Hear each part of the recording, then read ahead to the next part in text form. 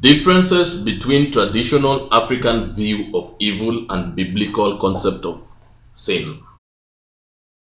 You won't believe what is going on in the kitchen. What? He has slaughtered a fat chicken just for us, and the good news is lunch is ready. Great, because I was beginning to feel hungry right now. And here comes the food. Come on, help yourselves. Thank you.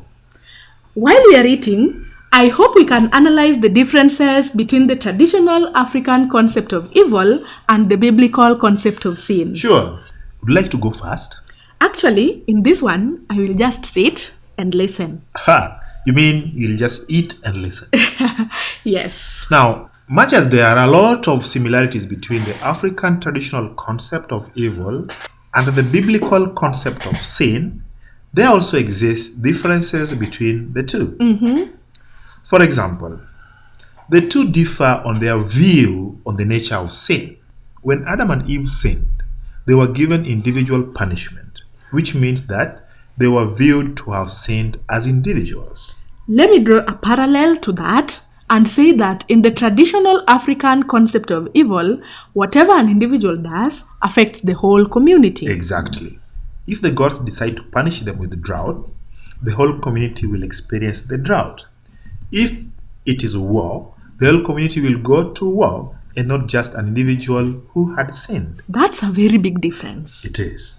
The Bible emphasizes on the personal nature of sin, while the African traditional concept emphasizes on the social nature and consequences of sin. I got it.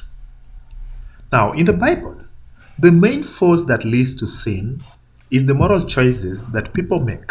Eve decided to eat the fruit of the tree of life and took some to Adam. Adam had a choice not to eat it, but he did anyway.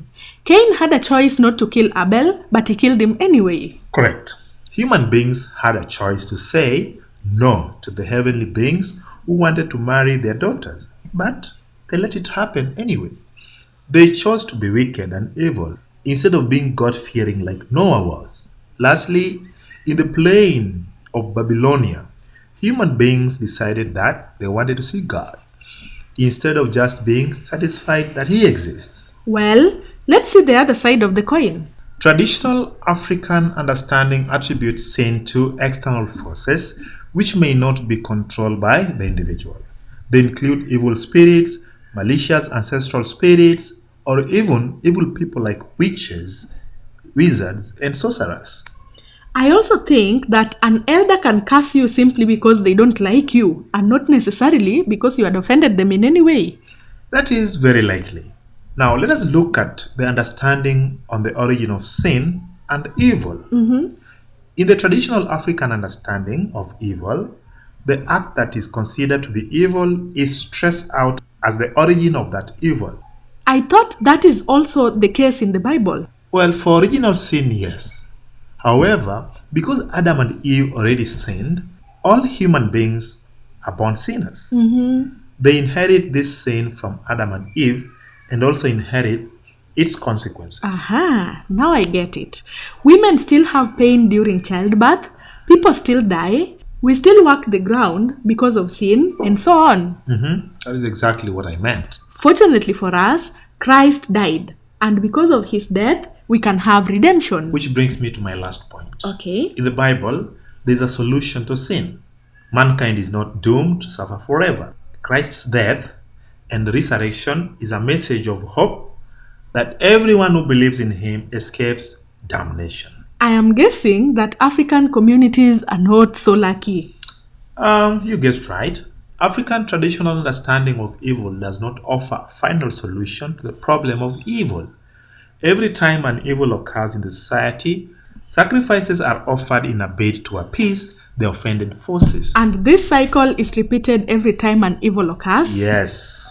Now I can confidently say that I have equipped you with the knowledge concerning creation and the fall of mankind. Thank you so much. You have been a wonderful teacher. You are welcome. I want to conclude by saying that in both Christian and African understanding, God created the world and everything that there is in it. He has continually cared for it and sustained it. Evil and sin came about through the wrong choices made by human beings. Now, in Christianity, there is hope to overcome sin through Christ. But African traditional religion does not give a permanent solution to evil. And that is a beautiful summary. I will definitely remember everything that we have talked about. Good. Oh, this chicken is very delicious. Here, have some more. Yes, please.